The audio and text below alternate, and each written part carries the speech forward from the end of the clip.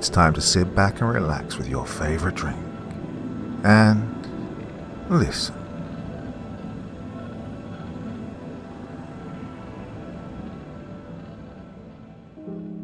Tonight's case comes straight from the streets of Philadelphia, where Officer Dan Josephson has seen things that most cops wouldn't even dare to report.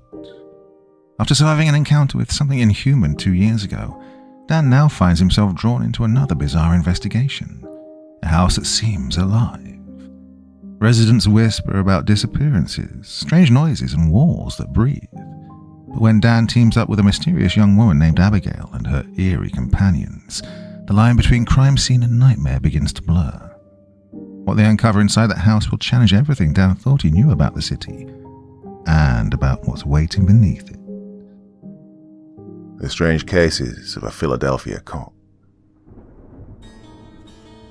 Hey guys, so I've decided to put some of my weirdest cases out there for the world to see. The goal? To show you just how weird and curious the world you live in truly is. I'm going to start with my weirdest one yet. I'll say one thing. Keep $5 on you at all times. You'll see what I mean. A 10 spot might be even better though. Right.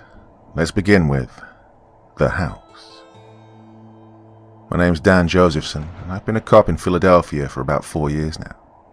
I thoroughly enjoy my job. Well, in a year of 365 days, 90% of those are pretty great. But at least once or twice a year, there's some strangeness I'm involved in. Didn't always used to be like this. Well, up until a couple of years ago, I'd never once believed in anything supernatural. Maybe I shouldn't say supernatural, because that's not what she called it. Well, she told me after she'd saved me from a dog-man hybrid thing. That, if it exists, then it's natural. If it flies, it's natural, even if I can't see that its wings are visible. If it walks, it's natural. If you could test it, it's a natural thing, no matter how weird it seemed. 2 years ago, she saved me from one of those natural things, as it tried to eat me to death. She explained to me that she wasn't some Buffy the Vampire Slayer type. I just happened to get lucky that she was in the area. But that it worked out for the best because she needed somebody on the police force to be aware of what was going on in Philly. So I called my chief and a few other superiors. She needed to show them the underbelly of the city. Well, the whole world. It took one showing to get them to believe her. But this sucked for me though, as whenever weird shit happened, they called me, and I had to call her if she was in town, which she often wasn't. The thing that gave me a bit of a leg up was her burning a mark on my upper arm. It gave me some protection from the shitty things in the dark, and sometimes in the light. We worked together on a few cases, including one where she lost a friend and needed to set things right. I asked her, if she wasn't a Buffy type, what exactly did she do? She said in a matter-of-fact way that she did 3 things. Collected, protected, and erased things. It was safer if I didn't know the rest. Now I needed her for all those functions. For the past month, there have been a series of people going missing from the Overbrook area of town. People going missing in a city this large isn't new, but all going missing on the same block was weird. It was all around a single house on Woodbine near 66th. The first was a kid on the way home from school. Neighbors said the kid went in after being asked to come and help a lady on the floor. The next was a painter who'd been called for a job, a plumber to fix a leak in the basement, a window replacer to fix several cracked window panes, a couple of men who went through the home's yard and never came out the back. There were several others, and it caught the attention of the local media. As it closed in on Halloween, the incidents ticked up. There was something odd about the house on Woodbine. Most homes in Philly are row house types, where each home is basically a townhouse or brownstone. But in some of the newer or less population-dense areas, some places have the standard house types. Large front and backyards built on city blocks. I haven't worked a Halloween in 3 years. That was my day. Halloween was my Christmas. I appreciated being on call instead of on duty, so if I was called, then it had to be important. I made it to the house and decided to look around as the neighbors looked on as people got ready for trick-or-treating. The chief didn't want anybody going near that house tonight and not coming back out. It was a decent-looking place. Large porch, gabled overhangs, Gothic pillars, large paned windows, all the usual. Nothing looked off about the place. But as I got out of my cruiser and got closer, my upper arm felt hot. When I backed away, it cooled again. I walked closer, and the heat returned. I rolled up my sleeves to check, and I watched the mark light up as I neared the home. Okay, this place looked normal, but obviously wasn't. She'd always told me that when that thing tried to eat me, I had the taint now, which meant that if I somehow survived with help or on my own, others like it and her could smell it on people like me. It was like a pheromone. Something might not happen ever, or something could if it felt like it. But her mark would not only alert me to others like her, but also protect me from those things. I picked up the police tape and cordoned off the house. And then I grabbed my cell. "Hey Dan, what's up?" "Abby, I think I'm at a haunted house. You interested?" I asked, and without missing a beat, "Sure. Give me the address and I'll head over." Well, relief washed over me.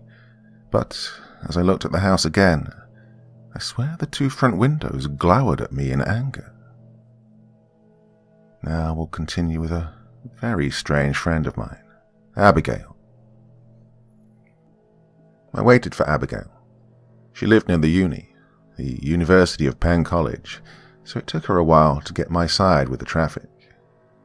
She also told me she had to pick up some weird chick. Now, Abby's weird, so I have no idea how weird this other chick was going to be. As the sun began to go down, I noticed the house's glowering gaze seemed to follow me as I moved around the tape. But the people noticing me didn't seem to notice anything strange. And I think that's how the house was able to convince people it was safe. It just looked like a damn house, nothing creepy or odd, just a house. Imagine a mailman delivering a package. She knocks on the door and hears, "Come on in, you can leave the package on the table." And then it's bye-bye mailman, at least that's how I see it. Abby eventually pulled up in her car with the other chick that she'd called weird. She looked okay to me, nothing overly strange. She wasn't some weird goth or trippy hippie girl. She just had on jeans, a white shirt, and a light jacket underneath. "Hey Abby, what's up? Took you a while to get here. Traffic bad?" I asked her. "No, Michelle here thinks she's still sleeping and this is all a dream. So I had to convince her to wake up and go to the bathroom, put some clothes on. Michelle, this is Dan. Dan, Michelle." Abby said to me as she sat on the car's hood. I noticed that I could be the cat that she always talked about. It's never a good thing to look at, honestly. And then I noticed what could be the cat that she was always talking about. Well, it was never a good thing to look at, honestly. Half fur with a half skull head and the ribs of its guts sticking out. I shuddered whenever I saw it. But Cat, that was her cat's name, was never aggressive and seemed to be a feline version of the girl Michelle, just here and bored looking. "Hey Michelle, I'm Dan," I said as she took my hand and shook it. "Hi Dan. Question, will you be haunting my dreams too?" she asked with sincerity. Probably not. I don't think this is a dream. Not me, her, the cat thing, or this neighborhood. But if it helps you, I'm okay with that," I told her. "Cool beans. So, what's going on here?" she asked. And that's when Abby stepped forward. "So, what's up? You guys think this house is legit haunted?" she asked me. "Yeah, there's been at least 10 people seen in or around this place, and never seen again. Just missing, nothing else. No blood, no guts, no crime, just gone," I said, doing the explosion thing with my hands. She said, looking at the house. "Michelle, you notice anything odd about the place?" Abby asked her. Well, I can't lie, Michelle was cute. I have a thing for Awkwafina, and she reminded me of her, just taller.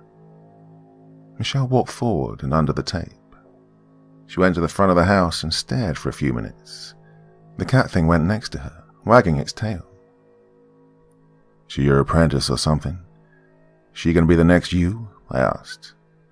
"No, I was asked to find her and take her with me on a few assignments, but I have no idea what the, people I work for want with her. So I make sure I show her the ropes just in case. It's just weird how she thinks this is a dream. Well, I guess it's her way to cope with all the shit she's seen so far." Abigail shrugged. Michelle checked down the alley, then back to the front. Finally, she nodded her head and walked back to us as Abby crossed her arms, waiting for the report. "I don't think it's haunted. I think it's possessed, maybe," Michelle said as the cat thing jumped on the car's hood and sat next to Abby. "How so?" "Well, the windows on the front porch just frowned at me, and towards the bottom the lights inside seemed to glow to a pinch and then relax.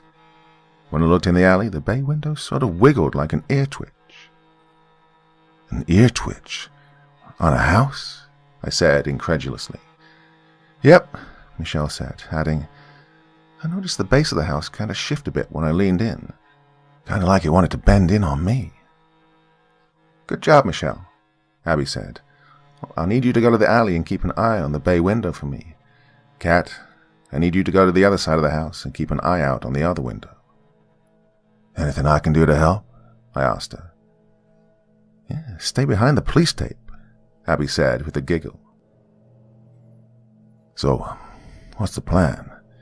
If the house is possessed, should we call a priest or shaman or something?" "Oh, Dan, they wouldn't be able to help. Probably just get killed feeding this thing," Abby said, stretching. "Okay, so, again, what's the plan?" "Well, I'm going to go knock on the front door, see what happens. Then I'll check the handle. If it's locked, I'm breaking in. If it's not, I'm walking in. Then I'll close the door and wait," she said, watching her two companions walk around to the sides of the house. "Well, you're an odd and curious girl, Miss Mitchell. You're pretty damn weird, too," I stated emphatically with a smile. She smiled in return and walked up to the house, and that's when I noticed a few people forming near the police tape. I had a couple of stragglers here and there asking what was happening. Now, given Philadelphia's history, they were probably expecting a bomb to get dropped or something, but I just told them to stand back and get out of the way. Abigail walked up to the door and then turned to look at me. She smiled, and I noticed her eyes had that fiery amber glow to them. She was smiling, but she took this seriously. She knocked once. Nothing. She waited and knocked again. Nothing. Then I heard a click. Abby's head dropped and she shook it side to side. I watched as she grabbed the handle and put her hand on the door. Then I heard a snap and a crack. The house's windows seemed to widen as if in shock. And then Abby walked into the house. And then the craziest shit happened. You know how when you go to a restaurant or a fast food spot, you order your food and sit down to eat it? It tastes good, but it just doesn't sit right. You drink something hoping it goes down, but it doesn't. Your body heaves a little, your eyes flicker or widen as you feel the bile rising, the vomit coming, and then the explosion happens. Well, Abigail was in the house for maybe 30 or 40 seconds tops. The door flew open and Abigail came flying out of the house, over the pavement and onto the street. "Holy shit!" I cried out as I watched her fly over me and land on the street hard. She rolled over a couple of times and stopped on her back, arms splayed out to her sides. I rushed over to her as the cat thing and Michelle looked but stayed where they were. As I got closer, she coughed as the crowd grew and people looked on. Then I heard a giggle and then a laugh. She sat up and shook her head. "Dude, you all right? What the hell was that?" I asked her as I helped her to stand. "I'm good," she said, laughing some more. "What's so funny? You just got kicked out of a house, by the house." "The house isn't just a house. The house is the guardian. There's another being in there," she said, walking back towards the house. The house didn't even try to hide its surprise, and its anger was palpable. I turned a bit away, and the crowd scattered some as they all noticed the house's slight movements. "Where are you going?" I asked her. "Oh, to kill it," she shouted back as she reached for the door. "Kill what?" I asked with genuine surprise. "The house, silly." Now, Abigail is different from us, but let's continue on, you'll see. "Hey, before you go in there, can I ask?" "How do you kill a house?" Abby responded. "Well, kinda, yeah. I mean, the only two ways I know to kill a house is to wreck it or burn it down." And I shrugged, confusedly. "Well, we won't be doing that to this house," Abby stated. She then stood in front of the house and looked at it and motioned me over. "I take it you've seen a horror movie or two in your life?" Abby asked, waiting for my answer. "Yeah, I've seen a few. Why?" "Well, you know how at the end of the movie, and the heroes think they've triumphed, and the movie ends with either the house reforming later, or the monster laughs, or some silly shit like that?" I nodded. "Well, the first house I killed did that before I knew what to do to stop it. I went in, did what I had to, and then 5 years later it came back. Well, the only reason I even thought about it wasn't a missing persons report or a news article. No, I was driving to the store one day and went to another part of town and, well, I saw the house again," she said, putting her hands on her hips. "I spoke to people who'd been doing this longer than I had, and they called them rebounders. That's when a house is excised or destroyed, but the people who did the deed never do a full cleanup or follow-up," she told me. "So, when you kill this house guardian thing, then what?" "We kill the bitch on the inside using the house to make a profit," Abby said, turning to Michelle and the cats. "Dan, call your cop friends to lock this neighborhood down. Or just make up a lie or whatever. This is Philly. I mean, there are gas leaks here all the time." Still confused, I did as she asked, and within 25 minutes we had the house cordoned off even further, and the neighborhood evacuated fully.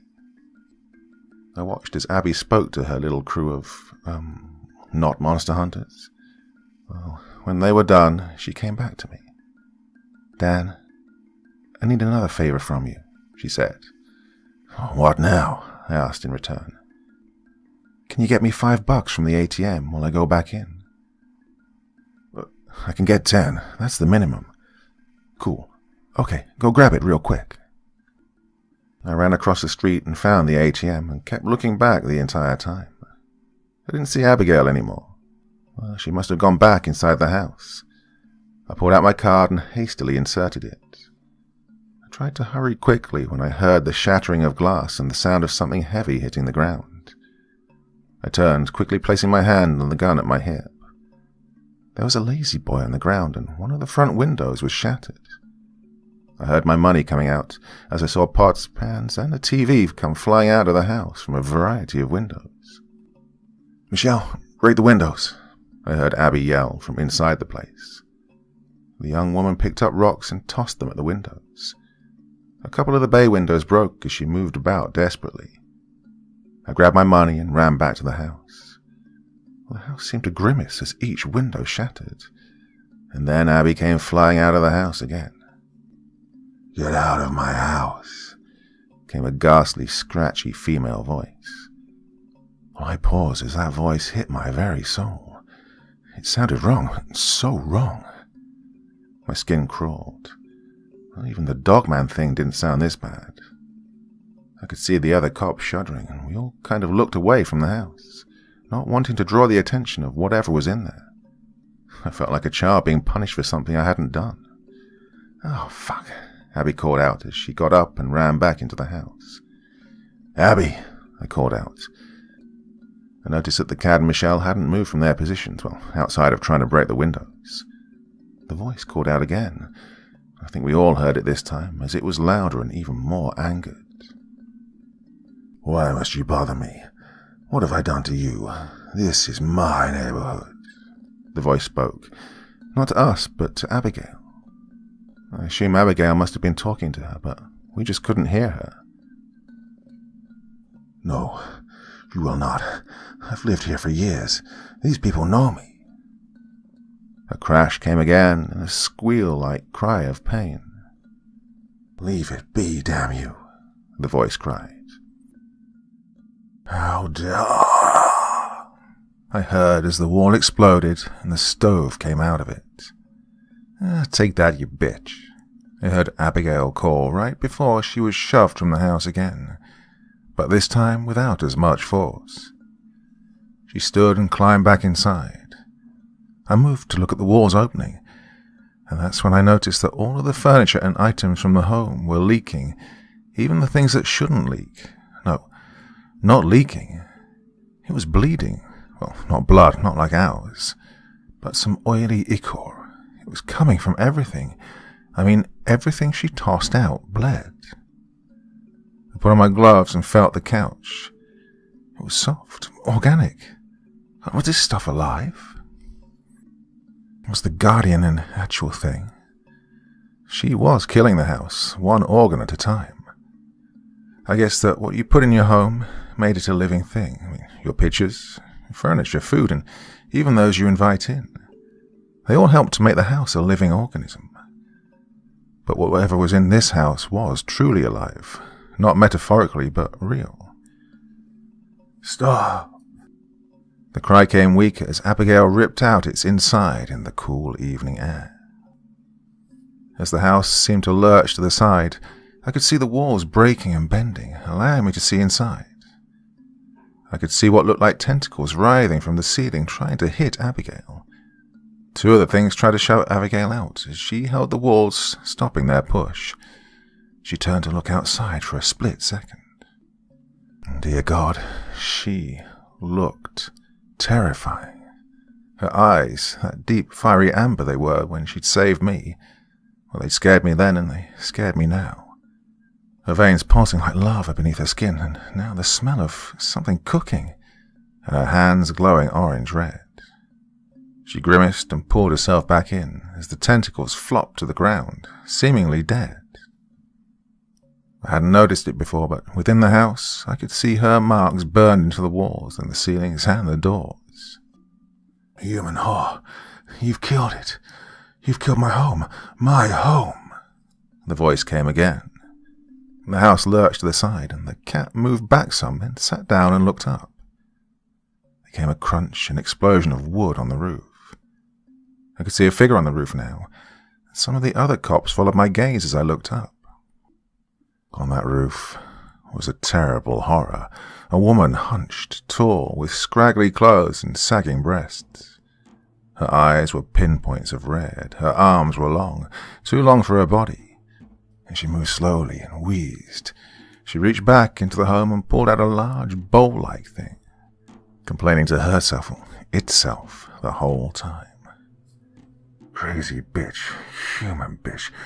You take my home, I take you. She plunged her arm inside the giant pot and swirled it around. A few of the cops pulled their firearms and aimed at the thing. No, wait. Let Abigail handle this. This is her call, I called out. They looked at me and then at each other, but they did lower their weapons. I had no idea how this thing would react. I mean, we were not Abigail. As the witch thing on the roof swirled, Abigail called from the second-floor window as she climbed out onto the roof. Dan? I looked to see her eyes back to normal. Did you get the money? Yeah, I called back. Good. She smiled at me, climbing up to the upper roof like a damn spider. Well, she went right after the giant pot and stuck her arm inside and then elbowed the witch creature. You will die, and they will die. She pointed down to us, and I shuddered as she looked my way. Nobody's going to die except you in this damn house, I heard Abigail call. No, I'm done here, done. Done with you, with them. The flash fire will consume this house and you. You've made a forever enemy in me, human. I'll come again. I'll take you home, then your life. The witch growled as she pulled some flaming liquid from her pot and slammed it onto the house. The house screamed as though wood could give voice to its anguish as the flames and liquid coated it. "Oh, shit," I heard Abigail call out as she jumped off the roof. The house screamed and died in mystical flames. It began to dissipate as though it was dissolving into its base parts. Abigail then smiled, and the house vanished in a puff of anguish and smoke, and the lot was empty of the house, and the witch thing had fled beneath the house as it collapsed in on itself. "Well, you did it. Do I want to know what you were doing inside that house?" Abby shook her head. "We're not finished yet," she said quietly, as she pulled 3 sticks from behind her back. "What's that?" I asked, pointing at the bundles. She lifted the sticks, looking at me, and smiled. "You and me, my good man. We're going to take a trip to hell. Do you still have that $5 on you?" I looked down, my hands shaking. I hadn't even noticed it. Then I pulled out the $10 bill. "Oh, damn, look at you, rich boy." Abigail smiled, then placed the sticks on the ground, breaking them, forming a crude circle. Then another, and another, and another, and so on, until she had 6. They looked like a planet with moons stretching into the distance.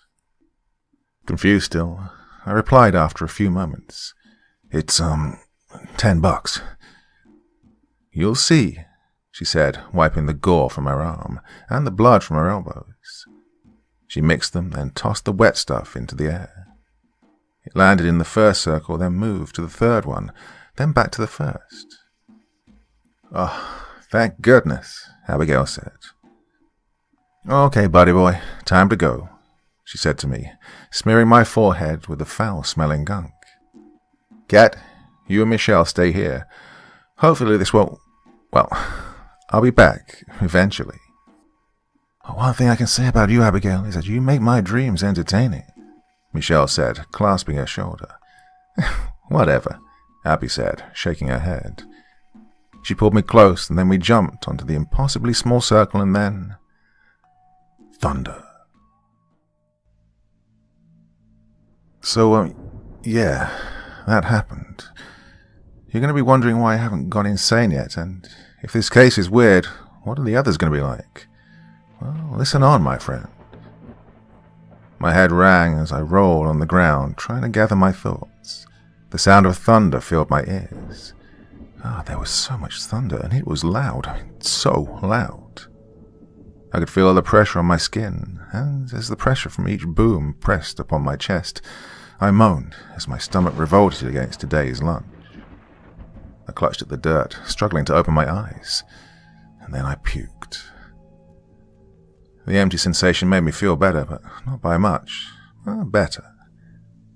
I also felt a wave of intense anger creeping over me. I don't know why, but it was so intense and seemed to rise with each passing moment. It was insidious, filling me like a tub filling with water. As I opened my eyes, I saw the subject of my ire. The intense red of my vision didn't help, and my teeth clenched as she looked at me and walked over. She knelt in front of me as I scowled at her, and then she slapped me. "Oh, what the hell was that for?" I asked, noticing the anger subside, but my vision remaining red. "Yeah, I know that look. It's the same look I had for a while when I was abandoned here. It creeps in and everything pisses you off. Everything. But once you know that it's this place that makes you angry, its hold lessens somewhat," she told me, standing up and turning away from me. "And, where is here?" I asked, then immediately grew quiet as the immensity of the situation hit me. That thunder was still booming.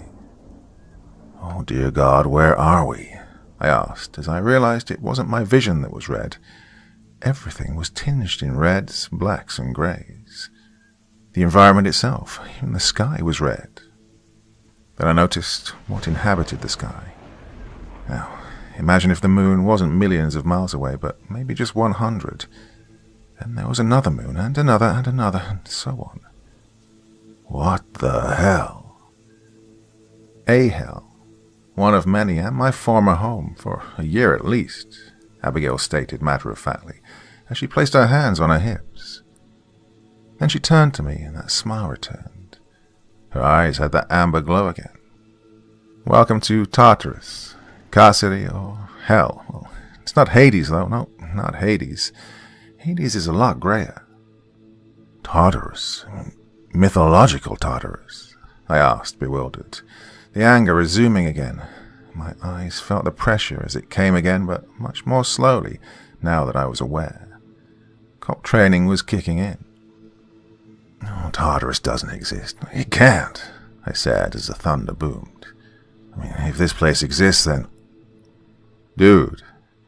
Abigail turned to look at me, hands on hips and her head tilted to the side with twisted lips. My eyes glow. "I saved you from a dogman, and you and your cop buddies just watched me kill a house. A house. Then I pulled you into a pool of blood and we went straight to one of the hell dimensions." Well, I kind of just shrugged and apologized. I walked over to her and stood at her side and looked out over the place. Well, the best way to describe this place was like a bog. Well, what is a bog? A wetlands area. The ground is wet and soft with an accumulation of peat and other dead plant matter. I had a feeling this stuff below me was more than just dead plant matter. I was in hell. Why would the stuff here be made of the stuff from Earth? "Abigail, what's this stuff made of? It looks like a bog with trees and stuff," I began before she interrupted me. "Well, that's because it is a bog with trees and stuff," she said with that Abigail smirk. I noticed her eyes hadn't stopped glowing since we'd been here. I wanted to ask, but she'd most likely give me a smart-ass remark or something. I knew she took this stuff seriously, but there always seemed to be mirth and merriment in the way she went about things. I've never seen her type in a film before, that's for certain. "Watch your feet, Dan. This muck will suck you in quick if you're not paying attention. Oh, also watch the skies and your back, and the ground and the trees," she told me. And I thought about what she'd say. It'd be something like, "Oh, 'cause you're in hell, Dan." We walked for a bit as we moved away from anything that remotely looked like liquid. She said during her time here, whenever she drank this stinking mess, she'd make a cup, run down and grab some, then run away.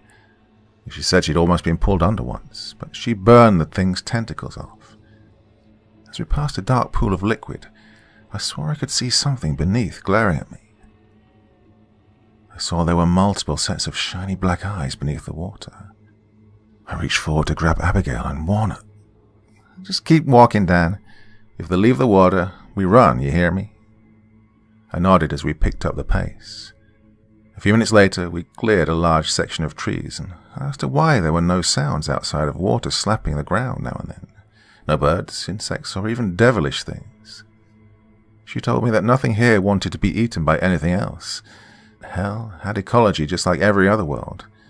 I nodded because, well, even though I could breathe, it was like taking in a lungful of rotten eggs with each breath. We reached an outcropping of stones, and Abigail peered over into the distance of the hellscape. Jagged outcroppings of hills and deep valleys lay before me. It was kind of like standing at the top of a large hill and looking out into a valley. But in that valley you could see smoke rising from various places, like from a house or a hut. There were the eerie sounds of beasts better left unseen and unmet, and the skies came alive as a large winged thing flew above at a distance.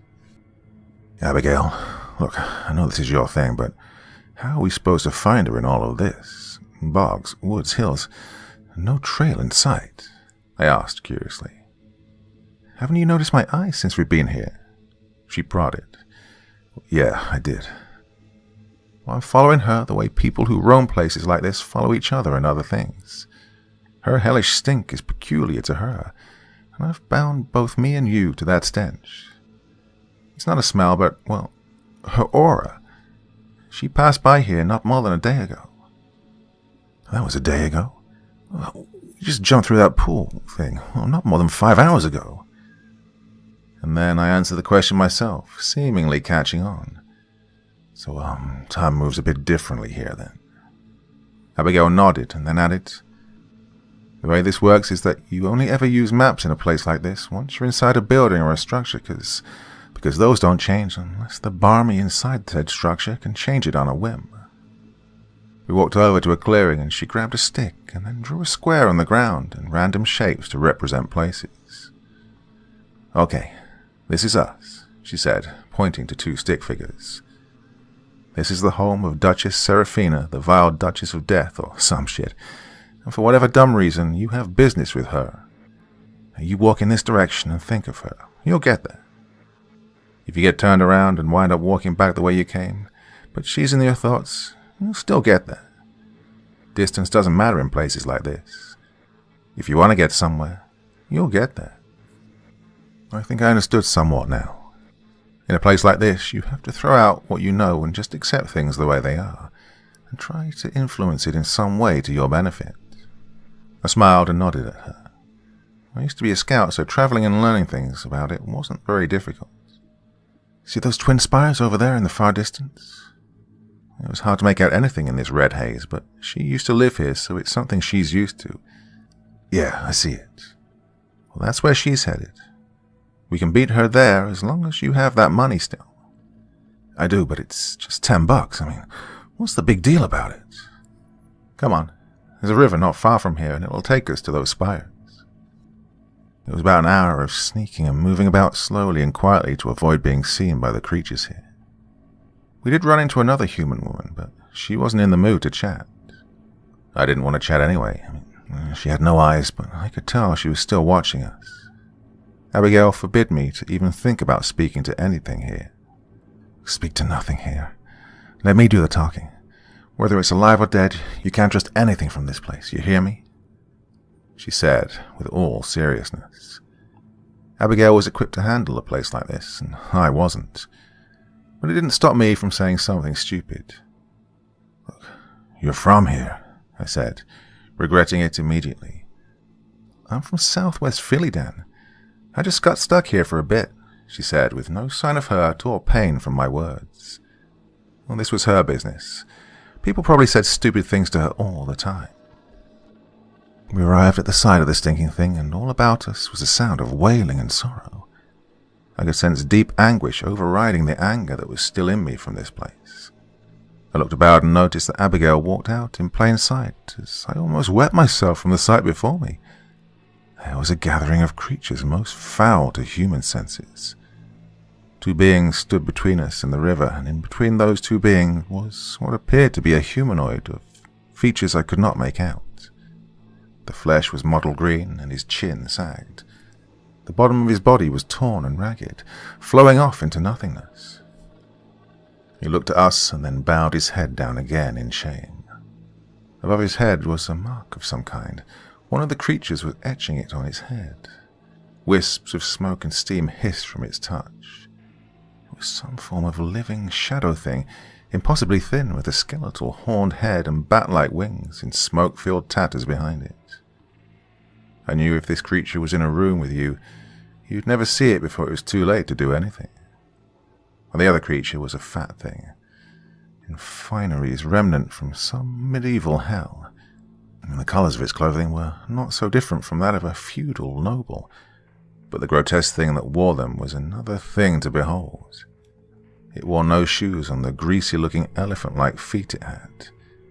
Its head resembled that of a frog and a lizard that had had sex with a pterodactyl, with the wings on it looking as if they'd arisen from the back and shoulders at the same time. I knew this place was off, but I had to resist every singular urge to run as fast and as far away as I could. I guess Abigail had noticed, as she slapped the shit out of me. "Stay here. Those 2 things would cause you to have a very bad day. Well, we're lucky they're in the midst of a transaction, because if they wanted, one of them would snatch you while I dealt with the other, and you'd be that guy they're trading." I said nothing, only nodded. The urge to wet myself returned, and I turned to pee on the ground while making sure nothing else wanted me. I could hear Abigail talking to the fat one as the shadow thing had adjusted itself to stare at me. The fear I felt then was too much. Oh, it radiated cold and evil, and it hated me. But the way it had held the other man, I knew it would not slay me, at least not right away. That other man was dead, and I wasn't. If this was a transaction, then a living being would probably net a lot more than that pitiful creature it held. As angry and fearful as I was right now, I trusted her to know best. Not long after her moments of chatter with the things, they moved on and Abigail returned, pulling me by the upper arm. I could only stare at the things as the man was given to the fat thing and the shadow monster bowed and took flight, glaring at me as it vanished into nothingness, its captives wailing mixed with those of the spirits around us. What were those things? What the hell were those? I asked, shaken to the core. I felt as if my mind would shatter at the revelation of the existence of such things. Even though I'd watched her kill a house and fight a fairy tale night hag in Philly, well, the fat thing was a Kebula, and the other thing was a shadow demon. The guy in the middle was a purchase. We interrupted their business. I asked for passage to the edge of the water in return for something, she told me. Something like what? I asked, checking the skies and the shadows around me. I'll give it a vial of the hag's blood.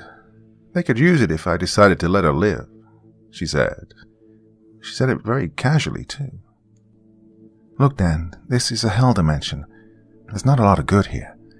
Good comes and goes on various missions of mercy and such, but this is hell. I nodded in despair as I realized that I truly was in a world not my own. The good thing, Dan, is that the human mind is very resilient. If you spent another month here and learned to survive, these things would still be scary, but become commonplace. Oh, you get used to it. That's the gift our species has. Once we survive a thing and see it enough, we grow numb to it. She sat on the shore of a river, near some sort of man or monster-made dock for some time. She cautioned me that this was the river Lethe. Its waters would make you forget everything the longer you were exposed to it. A splash could make you forget the last few minutes. A dunk could make you forget the last few hours. An immersion, well, let's not go there.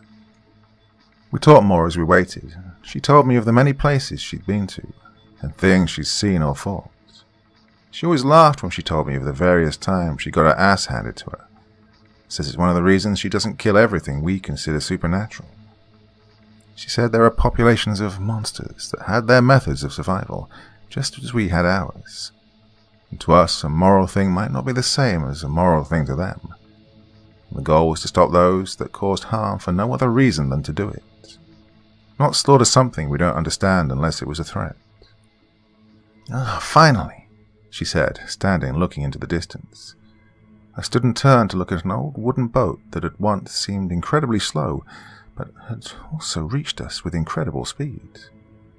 Is that who I think it is? I asked her. That's only one of who you think it is. Sharon the ferryman is like a holy figure to them. The ferrymen are a full species with mastery of the river Lethe. This is their home. This is where they conduct business. And this is how you traverse all the hells and even a couple of the nicer places. The ferryman was a hooded and robed figure whose outfit was a flowing, tattered, dark grey thing. His skeletal face frightened me, but not to the extent the fat thing and the shadow thing had.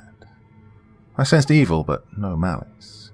From what Abigail told me, these things were professionals first. You stated where you wanted to go and paid them. It was a simple thing. Greetings, travelers. Where do you wish to go? It said, as if the air just flowed through the teeth, forming the words with them moving. To the court of the 2 spires, Abigail said. My fee is 2 gold pennies, it began, when Abigail motioned me forward. Give him the 10, Dan, and watch, she said. I reached into my pocket and pulled out the $10 bill. When I looked at it, I'd expected to see Hamilton's face as I unfolded the paper money to give to the ferryman. What the hell? I said, looking in shock at a picture of Abe Lincoln. The date of production said March 1861. That's a demand note, Dan. The first real widely accepted paper money of the U.S. The ferrymen love this more than they love gold pennies, because of the sheer amount of souls they got to ferry about the plains during the Civil War in such a short amount of time. Well, it's a historical event for them. I handed the creature the money and watched it come to life then. Abraham Lincoln, it said, adding, this was a fine time to be a ferryman. So much profit was made then. Oh, it was a great 4 years on one landmass. He seemed pleased with the payment, holding it aloft as it vanished into nothingness. "I'll give expedient service for you. Let us be off to the Court of the Two Spires," it said as we left the dock at a clip. Of all the things that can have good dealings in hell, well, they're the ferrymen. Just pay them and you're good. Give them something special and you'll be remembered. Oh, there are still some evil SOBs, just don't cross them and you're protected while you travel with them, she said. Well then, to the Court of the Two Spires. Right, I just need you to pause here for a moment. I'm not crazy, you're not crazy. I just learned 100% that we most definitely are not alone. There's more to life than humanity out there. Out where? Everywhere. Some of it's not nice. So, let's welcome you to the Two Spires. The trip through hell, a hell, was weird. For all of my dread, and believe me, there was a lot of that, I felt like an explorer. I felt like Indiana Jones in the Temple of Doom. I knew I could die at any moment, but this was exhilarating. This particular hell is not like the hells you read or hear about. There was no mass gnashing of teeth. No demons were screaming just to scream for screaming's sake. You could hear the sounds of the area like the winds and the water flowing, but the ferryman himself was as silent as death itself. And the way it looked, he was like death itself. We could see the spires in the distance. They seemed so far away. But as Abigail told me, distance didn't matter here or anywhere on most planes. As we sailed, the oddest thought came to me. "Hey, Abby," I said as she turned to look at me. She looked so damn strong standing on the prow. She looked as if she were leading the charge of the light brigade. "Yeah?" she replied. "Let's say you were in a movie. Like the one where the girl comes out of the TV, or the one where the girl croaks a lot and possesses that house in Japan. Could you beat them?" I asked, genuinely curious.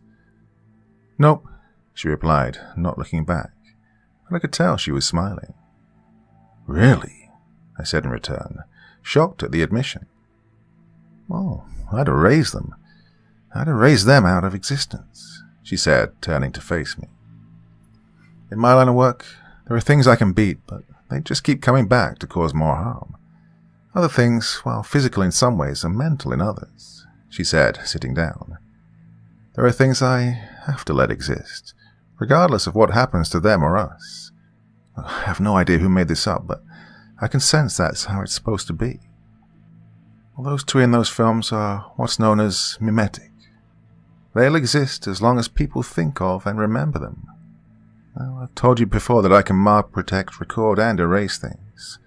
Well, when I erase something, it's just gone," she said, making the poof motion. "Do you know where they go to when they're erased?" I asked. "Nope, I don't care to either. I despise mimetic. A mimetic is a shitty thing that haunts places like Reddit and emails. A mimetic exists as long as people think they do. They get in people's heads, and they make them go insane. Well, werewolves and dogmen eat people, but they generally don't do that. Skinwalkers are just assholes that like to scare folk, unless they have a vendetta. But a mimetic is worse. They don't even kill for profit. They just do it because they can." I could see her growing angry now as she spoke of them. "I hate bullies, Dan. And mimetics are bullies. Fuck 'em," she said, turning away. Well, I left alone, and for a moment forgotten how this place enhances anger. I guess even she wasn't immune, even after having lived here for so long. As we came around a bend, the Court of the Two Spires came into view as we closed upon them. Well, 10 minutes ago they'd seemed like they were 20 miles away, and in the turn of the bend of the letter, it was only about 3 city blocks away. Well, all the fear came back to me then, when I could make out what the gigantic things were in reality. The spires were the skeletal remains of 2 enormous humanoid entities. One of the things looked inhuman, with skeletal wings jutting out of the back, its body merged into the rock face as evil things flitted about it.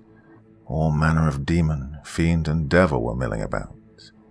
I had no wish to enter or even go near the place. I regretted coming here. I'd have nightmares about this forever. Well, that's if my mind doesn't snap under the strain. If other humans or human-like beings dealt with these things frequently, well, I have to ask how. How is it possible? Abby did say that the more you dealt with this, the easier on the mind it became. I don't know if I believed her, but I saw her do something insane. She pulled out her phone, holding it like she was taking pictures. She was taking pictures. She motioned me over. I am not posing for a selfie in hell, I began. I'm not getting off this ferry with all those things about. We have to. You only paid for this trip, she shrugged. But you'll be known forever to the ferryman as one of the better passengers, if that helps. The ferry's ended. Our business is done. Please exit the boat. I have another fare waiting. Thank you for your business, Dan Josephson of Philadelphia, it said as it nodded its bony head to me. So we exited the craft and stood upon the dock. I watched as the ferry left, wishing I'd had another 5 or 10 on me. I'll make sure in future to always keep a spare, just in case. As I stood looking at the other spire, it was more human-looking in nature. But it wasn't a human head atop the skeleton. It had a large ibis-like head attached. The things near this one were more grounded. There were no flying things about it. Every grotesque monstrosity here walked or hovered. Some slithered, leaving behind slimy gore trails, and others stood about chatting as if this was normal. I guess this was normal for them, but not for me. Why did we come here, Abby? What was the purpose? I thought we were chasing the hag, I asked, not wanting to move another inch. Well, this is where she came, she replied. Why? I thought she wanted you dead. She does, but that's the thing about hags. They love to make deals and break them. When things don't go their way, they seek out the contractor who made her a deal, and then allowed an asshole like me to screw it up. So, what's the goal? There's no way even you could kill or fight through all of these mockeries of life, I retorted. One thing you'll learn when you travel as I do is that you can't murder hobo to make your way through reality to get ahead. That only works for a while, until it doesn't. Okay then, what's the plan? We make a counteroffer, she said, pointing ahead. I turned to see what she was pointing at. It was the hag. That hellish creature she fought on the roof of the house. She stood at the foot of the giant skeletal structure watching us, as we passed by the creatures of hell. And there was literally no point in watching my back. Everywhere I looked was a thing from nightmares. There were things here that could kill me and eat my soul in an instant. I'd probably never sleep well again, and I'd go broke with all the mental help I'd been needing after all this. The dogmen, singular, was one thing. To learn of dogmen as a population was something else. Well, anyway, we moved toward the red-eyed bitch that had caused me to be here. She stood smiling a too-wide grin. I got a real good look at her, and it was like something from a movie. She was ultra-thin and bony. She stood knock-kneed and hunched over. Her bare grey mottled breasts hung like another set of arms. And she wore jewelry, and I use that in the loosest terms possible, made of teeth, bones, and skulls, over the red, tattered clothing about her. Her hair was greasy and black, with a white streak up the middle between the horns on her head. Well, it took you long enough to find me, Hunter, she said, rubbing her hands together. I didn't think you'd show up on custody. I find it pleasant myself, and what about you, little human meat? Too far from home for you? She pointed a bony hand toward me, and I instinctively moved a bit behind Abigail. She stepped in between me and it. Well, if I'm here, hag, then you know I'm not a hunter. The humans who travel the plains are not like Dan. You know full well Earth humans are a different breed entirely. The way Abigail had said it, as if our species, I guess my species, were somehow lesser, and those other types of humans had dealings with these plains, well, I admit I felt like a lesser person at that observation. The world we come from was just a hunting ground for these creatures. We weren't much to even consider outside of meat and harvesting. We were food to the beasts of the night, and even our best, the hunters of these things, had never come here, at least not like Abigail does. I used to live here, hag. Carcery stinks, and so do you, Abigail stated, adding, Now shall we proceed about our business, so I can leave this cesspool? I noticed some of the creatures close by turn and snicker when she said that, but Abigail stood firm. Yes, you house-killing bitch, the hag retorted. I must admit I was at a loss as to what the hell was going on. I thought we came here to kill her, I asked in a whisper. Abigail bent toward me as we walked into a hall of bone, and I gagged as we neared a fountain that steamed with an acidic stench. We did, but once I figured out where she was going, a new plan came to mind. I knew what she was planning by coming here, she said to me. And what was that? Well, she's taken me to the small claims court. I killed her house, and she knew she couldn't kill me, so she'd return to the thing that gave her a place to ply her trade on Earth. She would plead that her bargain, whatever it is, was not fulfilled due to your presence and then calling me. Well, wait, so if I hadn't called you, we wouldn't even be here? I asked. Well, probably not you, but I would have eventually found the house and killed it anyway. You said she couldn't kill you. Why not? I know you're different than I am, but are you immortal or something? I asked. No, I can be killed, but things like her bargain in souls, and I'm really hard to kill. My soul is currently promised to 3 other beings. Even if I die before they do, they'd have to squabble over the bits of my soul, but the things that made me will not let go so easily. You'll see, Abigail said as I stopped walking to consider her words. Come, eat, the hag motioned. I haven't all day to deal with your type. As we made our way up the staircase of bleached bones, the hag kept looking back at me as if I was some prize to be won. It was like I was worth all the gold in the world. But I realized I wasn't. From everything I've experienced today, a single human soul isn't worth much outside of being turned into a foot soldier in some red war that Abigail told me about. The war between the monsters of all the hells, while the Celestials watched and guarded. Oh shit, why are you here, Dan? I asked myself. We made it to an open-air room on the 3rd or 4th rib of the thing. As we walked toward the door, we were greeted by a burly dog-faced thing in gleaming armor and carrying a polished golden spear thing. State your business, it growled at us, and the hag moved forward. I would have words with your master, beast. Inform it that Tagrathin of Gehenna has come to file a complaint. And you? It asked of Abigail. I'm the thing she's going to file a complaint about. I'm Abigail Mitchell of Earth. Well, it sniffed Abigail as if it was looking for something else. I sense Carcery on you also, it stated. Bring your human and enter. The dog thing didn't even look in my direction.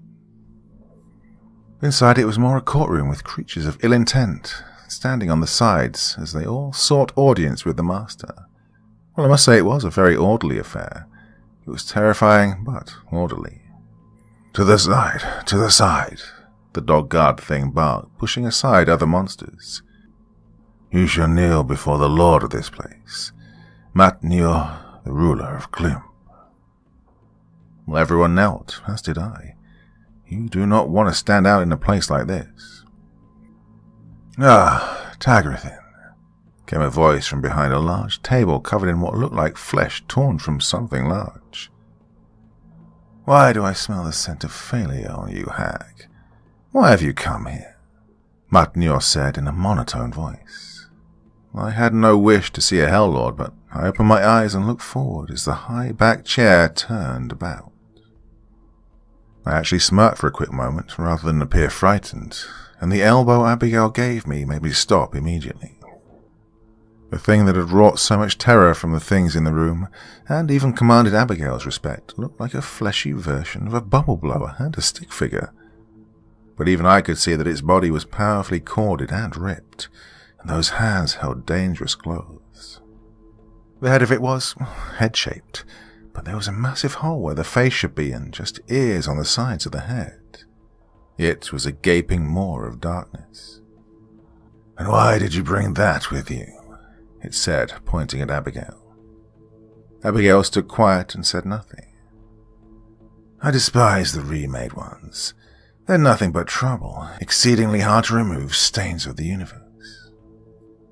Years ago, we made the pact, you and I, that you'd furnish me with a key to leave this prison plane in return for my services on Earth in a nation of my choosing, and the habitat in which to live. You promised that humans would only be able to contest me after 7 upon 7 years.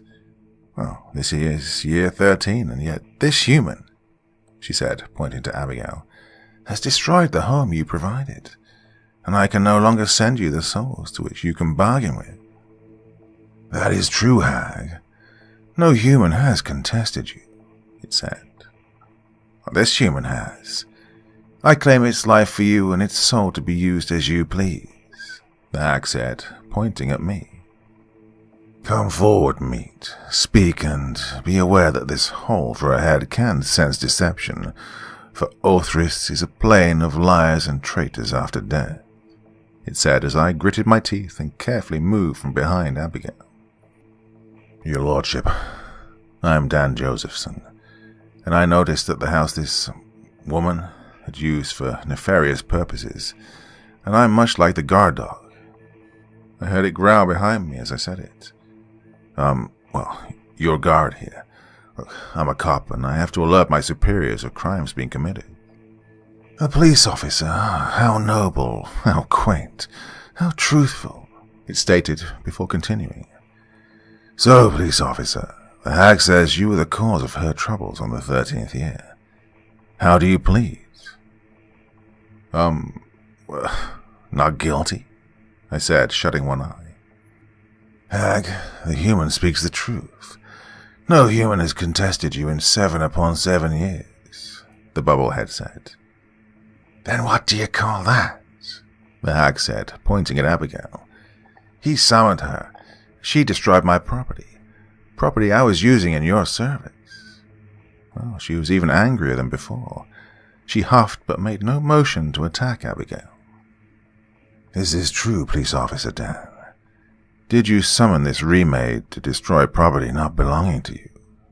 Matnior asked, folding his fingers together. I don't know what summoning is, sir. I just called Abigail because she's dealt with things like this before. I swear that's all I did," I yammered, the bottom falling out in my gut as panic threatened to set in. I looked at Abigail for comfort and saw that mirth in her eyes again. What was she planning? "I have no wish to speak to a remade one.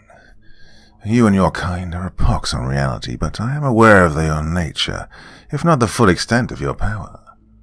But speak to you I must. The human meat has spoken no falsehoods, and you are not fully human anymore. Thus the hag's protests have no merit," Matnior began. "She will pay the soul she owes for the remainder of her terms, or her eternity shall be spent as a worm grovelling for stature in the Wed War's shitbits. But since you have demolished her home, she will be punished now, as she has nowhere to return to, and I will not give a second key from Carceri. Even the Titans have no such claim." Abigail stepped forward. "Then, may I propose a counteroffer, good Matnior?" I sense bedevilment in you, girl. What are you on about?" "Well, I love Philadelphia and wish to see it improve. You can do so with the hag's help and strict compliance to rules I would blood oath her to follow on pain of eternal death here and now. She'd also be in place to fulfill your pact for not only this year, but for 7 upon 7, and 7 upon 7 more." I looked at Abigail in stunned amazement. What the hell had she been thinking? Why would she want to bring such a creature back to Earth? I knew there was nothing I could do to stop her. Maybe this was all a trick, and she couldn't be trusted after all. I bowed my head, and that's all I remember from that point, until I got back to Earth. I don't even remember how we returned. I do remember waking up at home with a terrible headache and the feelings of anger slowly leaving my body. I vaguely remember some of the creatures I saw there, not specific details, but vagaries. I remember the hag and the house with full clarity, the ride on the River Lethe, and the demonic courtroom, but not much of what occurred. I remember being questioned and being told I was being truthful, and I remember the hag being upset, and Abigail not saying much. After a few hours of further napping and eating, I gave Abigail a call. She told me she'd be over after a while. She said she had to check in on somebody first. When she arrived, I sat down with her. I had to know what happened after I'd blacked out and wound up back home.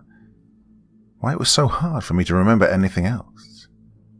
She pulled out her cell phone and showed me pictures from that place that I'd have had a hard time wanting to remember, and then she pulled out a small vial of murky liquid.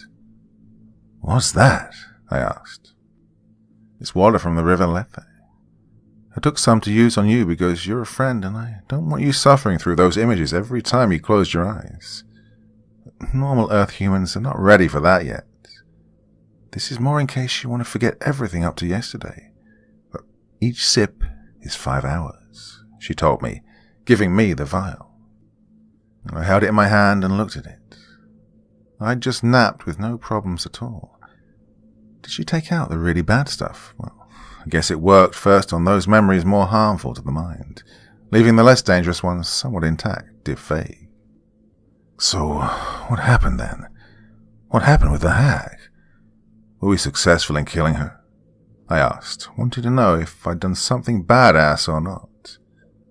Abigail told me the whole thing, about us meeting her pact giver, and Abigail being taken to the hell version of Small Claims Court. How Abigail made a new deal to bring the hag back to Philly. "You did what?" I yelled, eyes wide. "I made a new deal.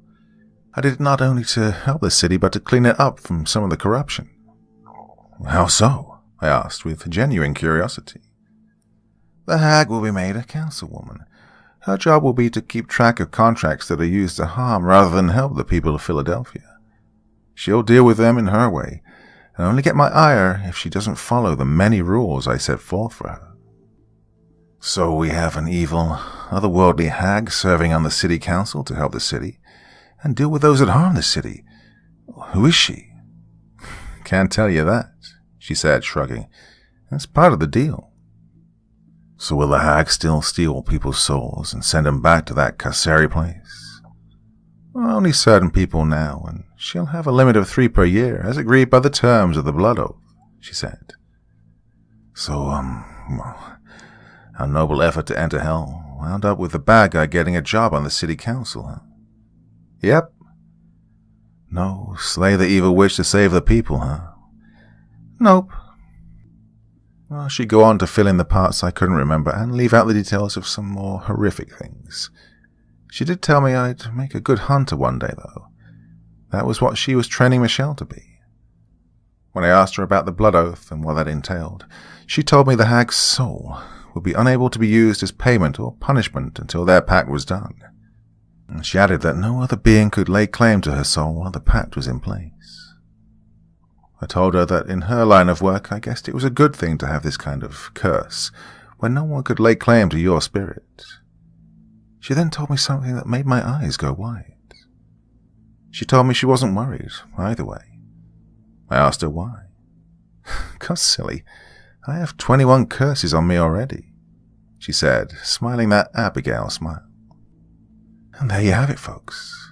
The reason I'm not insane. Well, according to Abigail, the more you see these things, the more your brain rewrites itself. It also helped that she was around to slap the hell out of me when I felt a little off. The little vial I have of the otherworldly river water helped me forget some things, but the pictures she took on that damn phone remind me that it did happen. Well, that's it for now. One day I'll tell you about the Dogman, or that time in Upper Darby. Oh, God, Upper Darby.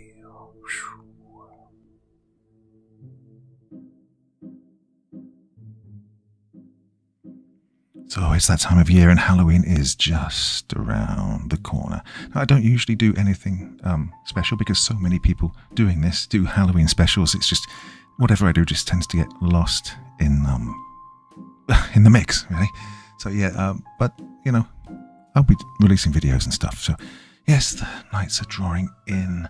sun's going down. It gets very cold about this time. It's about 5:30 here recording this, and it's starting to get a bit chilly. So, anyway, my dear friends, that is it for...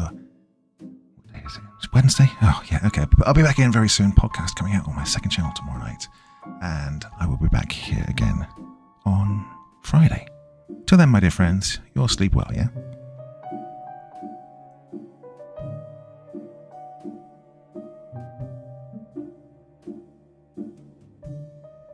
Thank you so much for taking the time to listen to this story today. It really means a lot to me and to the author of the story, of course. Well, if you want to know more about me, I'm pretty much everywhere on social media. You can find me on Facebook, Twitter, Instagram. You can download my music on SoundCloud. I've got a Patreon if you feel like. Throw me $1 or $2. Very much appreciated. And of course, on Reddit, I have a place where you can leave stories if you want me to read one that you've written. Well, hoping to see you all again very soon. Till then, sweet dreams. Bye-bye.